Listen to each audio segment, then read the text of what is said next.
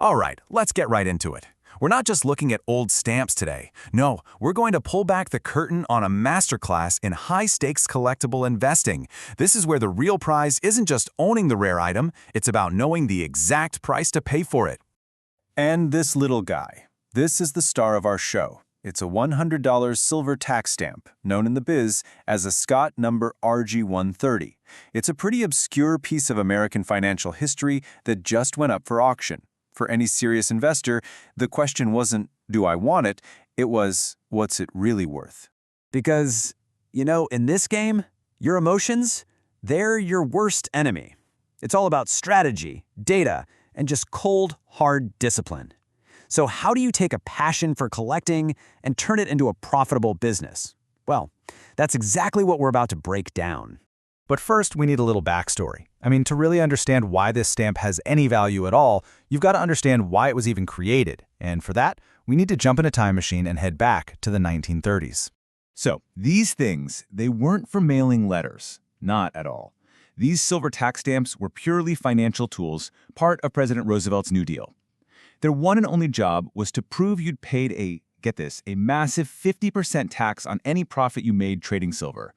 Here's the context you need. During the Great Depression, the price of silver just totally tanked. So to prop up the market and help out the silver miners, the government passed the Silver Purchase Act of 1934. The Treasury started buying up tons of silver, but to keep speculators from getting rich quick, they slapped this huge tax on the profits. And these stamps, they were basically the receipt. Okay, so we've got the history down. But how do we get from a cool historical artifact to a modern-day price tag? Well, you might be surprised to hear that it's way less art and a whole lot more science than you'd think. Let's deconstruct it. Experts really look at four key things. First, you've got centering. Is the design perfectly framed by the perforations? Second, and this is a big one, is the gum. That's the original adhesive on the back. Is it perfect? Third, they hunt for any faults. We're talking tiny tears, little thins, any imperfections. And finally, maybe the most important, market demand. Are people actually out there fighting to buy this thing? And speaking of the gum, this is where the real secrets are hiding. The front of a stamp can look absolutely perfect, right? But you flip it over, and that's where you find the truth. See that faint little rectangle? That's a mark left by a hinge that collectors used to use.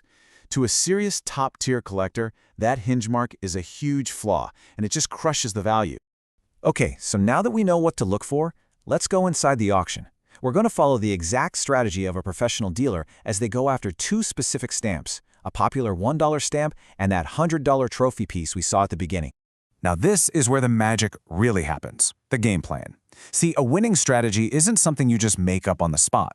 It's built before the auction even starts. It's all about doing your homework, calculating what something is worth on resale and setting a hard limit that you will not cross, period. So our first target is this guy, the RG70. It's a $1 stamp from 1941.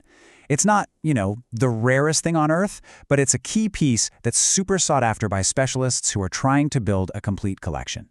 So before even thinking about bidding, the value gets broken down. You've got your conservative estimate. That's what you could get if you just flipped it fast to another dealer. Then you've got your realistic price. That's what it would probably sell for on a retail site like eBay. And then there's optimistic, which is what you might get if it's in absolutely perfect condition. The entire strategy is based on that realistic number. And this is where the discipline comes in. Based on a realistic resale of around $80, the absolute maximum bid is calculated to be $42, not a penny more. That number ensures at least a 50% margin to cover all your costs and still make a profit. It's a line in the sand. And now for the main event. Target number 2, the big one, the RG130, that $100 trophy. This is the kind of stamp that becomes the centerpiece of a major collection. It's rarer, it's more impressive, and it has a much higher ceiling for what it could be worth someday. So what's the bid ceiling on this monster? You'd think it would be a lot higher, right? But look at that. It's exactly the same, $42. Now why is that? It's because the strategy is based on the same unemotional math.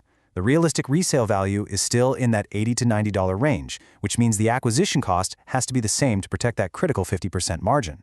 The prestige of the item doesn't change the math. So, the plan is set. The ceilings are locked in, and now the auction begins. This is where all that preparation gets put to the test. Is the market going to play ball, or is the heat of the moment going to blow the whole strategy apart? First up is the RG70. Remember the plan? A hard stop at $42. But in the real world of the auction, after a crazy flurry of last-second bids, the final hammer price soared to $50.77. So, what was the result? A pass. That sorry you were outbid message, that's not a failure. That is a victory for discipline. The price went almost $9 over the ceiling. Chasing it would have completely erased the profit. The correct, professional move was to just let it go. And it wasn't just that one stamp either. It turned out almost all the really desirable mid-value stamps in this auction were selling for way too much for a dealer to make any money. So that leaves the one big question. What in the world happened with the trophy? And this, my friends, brings us to the payoff. This is what happens when a super disciplined plan bumps up against a little inefficiency in the market. Let's break down the anatomy of a perfect win.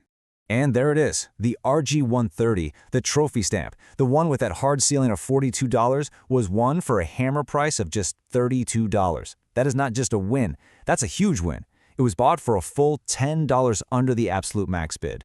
And this really gets to the heart of the whole strategy. By passing on all of those other overpriced items, the capital was saved for the one great opportunity where the market zigged instead of zagged. As the analysis says here, this single high-leverage win is so much more valuable than getting a bunch of items with razor-thin profit margins. So let's just recap the big takeaways here. Number 1, discipline is your only real edge. You have to do the research, set a mathematical ceiling, and then never, ever cross it. Number 2, a pass is not a loss. It's a strategic move that protects your money for the right opportunity. And finally, log everything. The prices from today's auction, that's the data that makes you smarter and gives you an edge in the next one. Look, we just took a deep dive into the hunt for one very specific kind of stamp, but this strategy applies to literally anything. Vintage watches, rare comic books, classic cars, you name it. So the real question is, what overlooked market are you passionate about? And what could you achieve if you applied this same level of ruthless, unemotional discipline?